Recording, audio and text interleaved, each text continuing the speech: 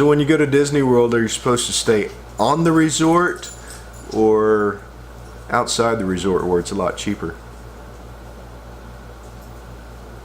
Like, get in your spot. I have a spot?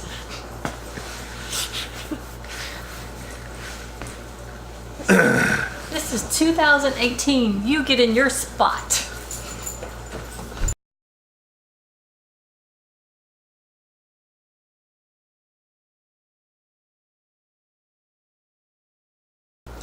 Hey everybody, welcome to 54 Nights RV, where you will find all sorts of RV misadventures, paddleboards, hiking. And Mr. Adventures.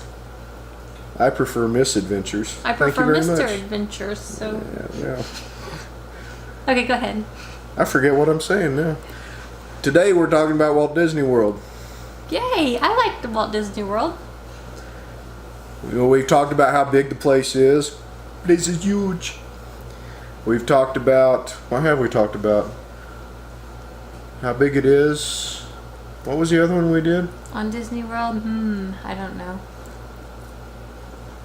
You're not any help. I'm not any help. How long to stay at Disney World, where she was wrong. That's why she's forgetting about it. You were wrong. You were wrong. No, you were. We ain't got time for that. This time around, we're going to talk about staying on property or staying off property. We're not going to try to steer you either direction. We've always stayed on property. Right. So we can just tell you what we know about off property, but we haven't experienced it. So that's our And disclaimer. we have no intention of ever experiencing it. Right. But that's our disclaimer. Yeah. So, and this is going to be geared towards the RVer, the glamper, the camper, the tenter, whatever. But a lot of this applies to people who stay at the resorts, at the hotels within Walt Disney World. There's perks that you get by staying on property. Before we get into the cost, which I think it goes without saying, but I'm going to say it anyway. If you apply the name Walt Disney World to a product, the price has just increased. It's kind of like having a Harley Davidson badge on something. Or Nike or Reebok on your shoes or Yep. shirt. Yep. So, one of the perks of staying on properties is you don't have to pay for parking at the theme parks. And it's like $15 a day. Now, they just this year started to charge for parking at the hotel. So, that kind of, yeah. It was a hotel rate increase without calling it a hotel rate increase. They're just going to call it a parking fee. That does not apply at Fort Wilderness, the campgrounds. Not yet. Yeah, not yet. But It was a bad move, Disney, by the way. yeah, that was just raise the rates on the hotel room. We know you're going to do it anyway, Right. so. The cool thing about staying on properties is you can park your car and forget where you parked it by the end of your vacation. And we have done that. We've ridden the motorcycle down there and stayed at a hotel, and the motorcycle sat there and didn't move until we wanted to go somewhere off property, which was like 3 or 4 days into the vacation.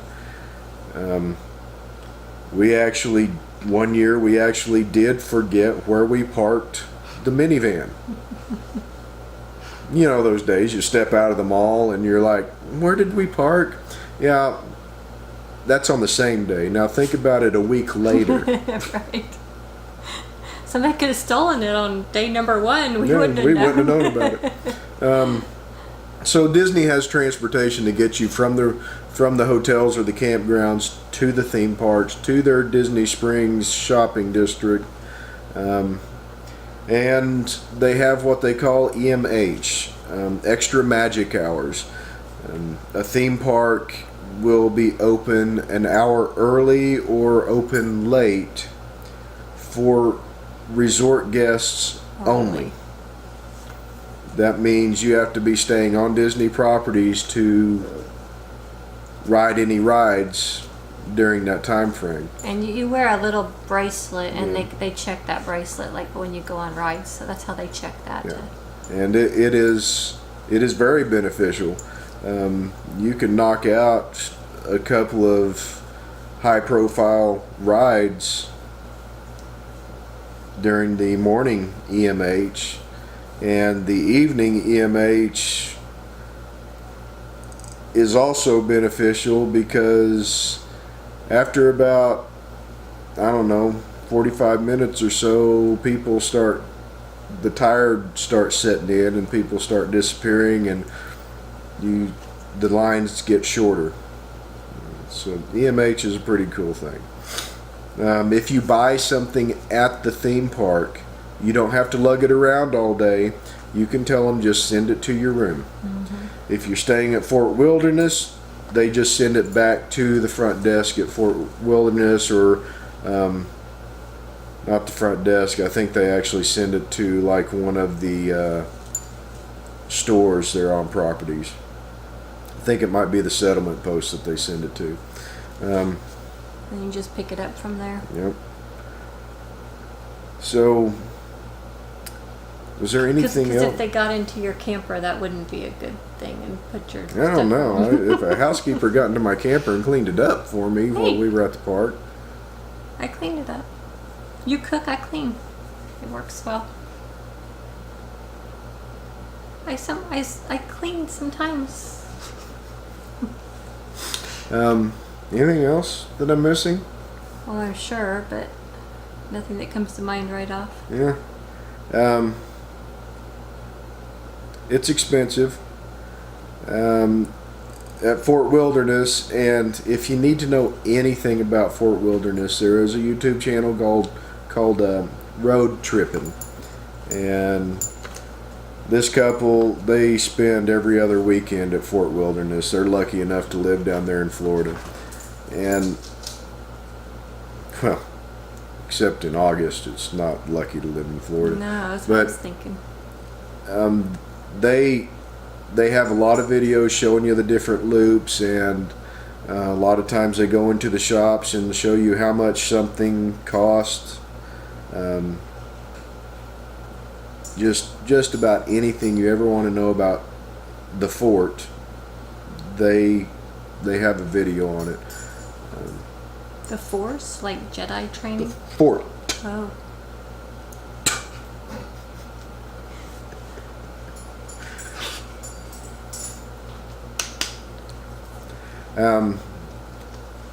So let's talk about the one con of staying on property, and it's really the only con I could ever think of about staying on property, is the cost. Fort Wilderness, $93 a night.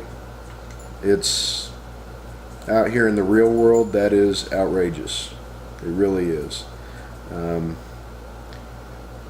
So what are the other options? You've got Lake Louisa State Park. They're in the area. It's about 20 miles away from the park, which translates into 30 minutes from the park. And it's about $24 a night.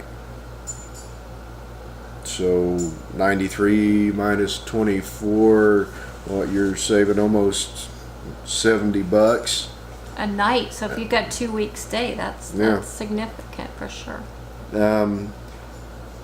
Another one close by, Sherwood Forest RV Resort.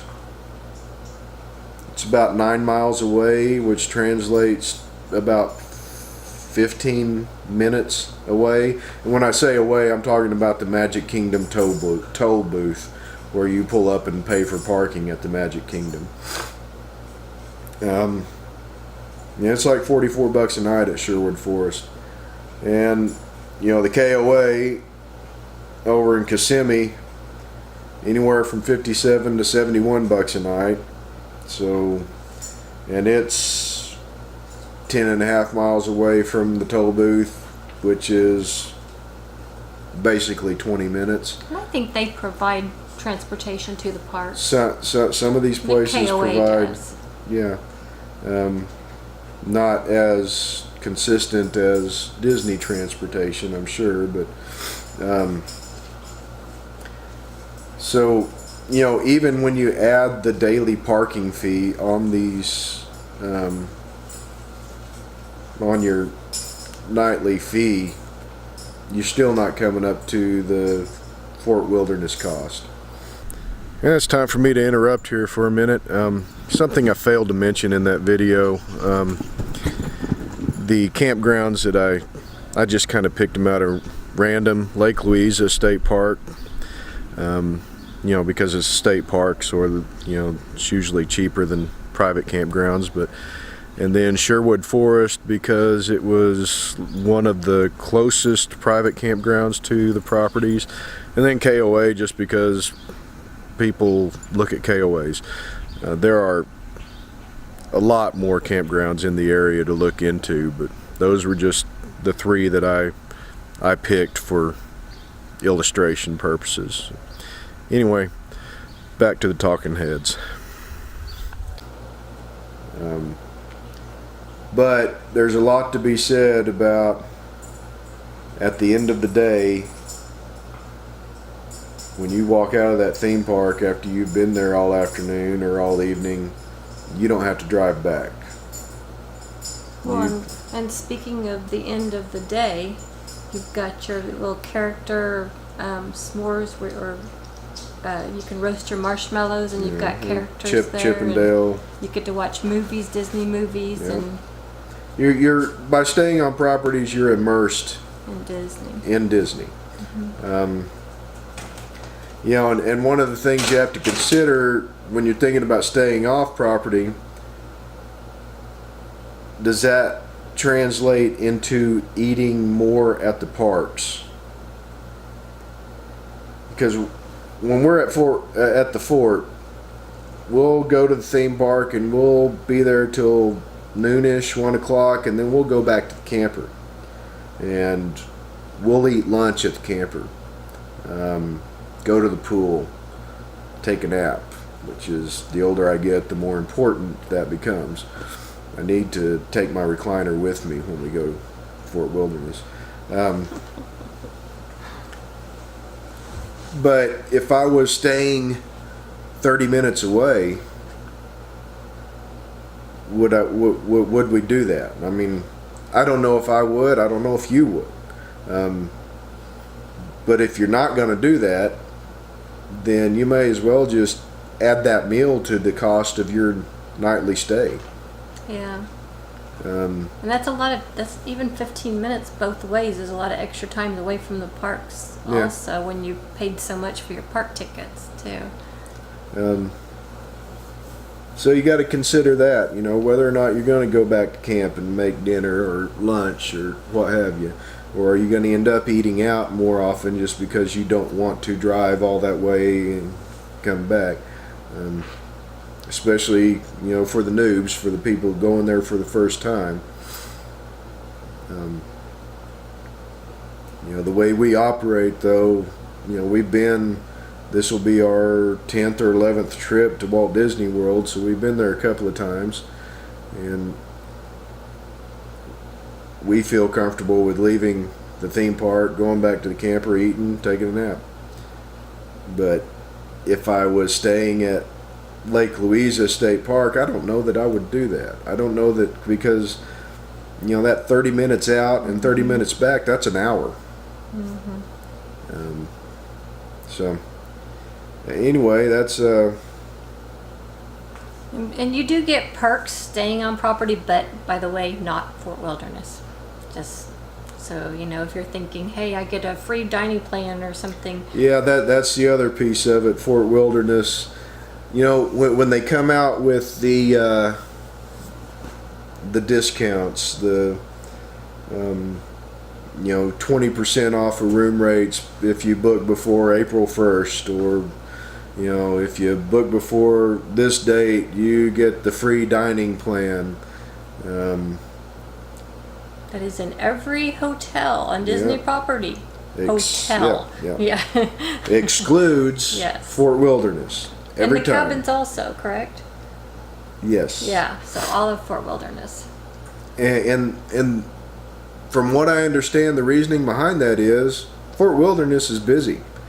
They have these promotions to fill vacant inventory. They don't have that issue at Fort Wilderness. A lot of people will tell you to book Fort Wilderness, 6 months in advance. I mean, we booked in December, we're going in August. I don't know how true that is, because I just got on there about 2 hours ago to book the same trip we're taking next month, and the dates were available. And this is a busy season. Yeah, so I wouldn't recommend it. I mean, the moment you're going, you need to book. And if you're staying on properties, there are some travel agencies that can help out a lot. Magical Journeys was one that we used a couple of times. Even for the motorcycle trip, we used them. And they don't charge you. They actually make their commission from Disney.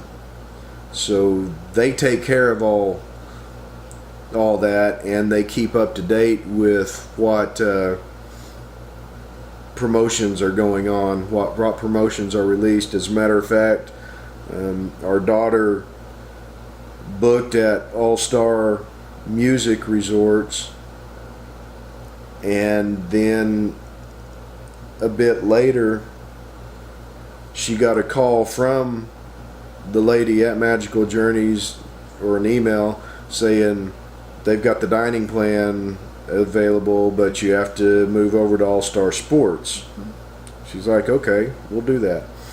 So that's one of the benefits of going through a travel agency like that is Disney sponsored travel agency. Just like anybody, they want you to recommend them, so they're going to do their best for you. Oh yeah, they do.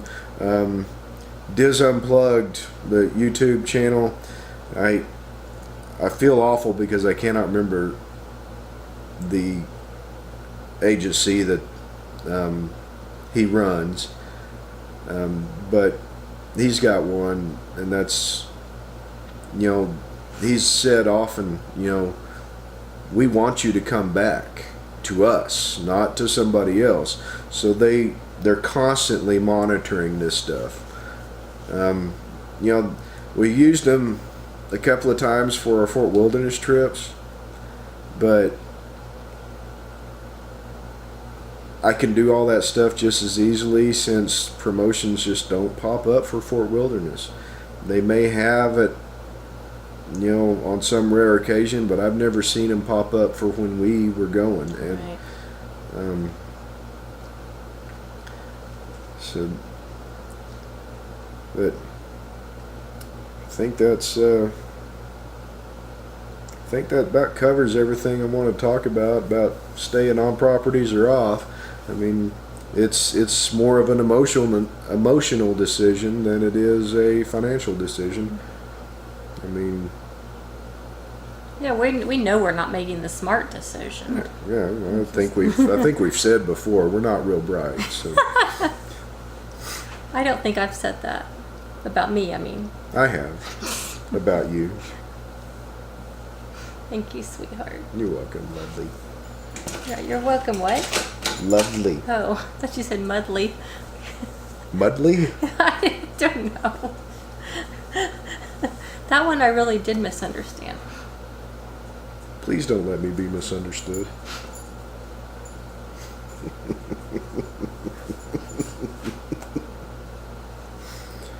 Anyway, we prefer staying on properties because of all the things listed above. We love it.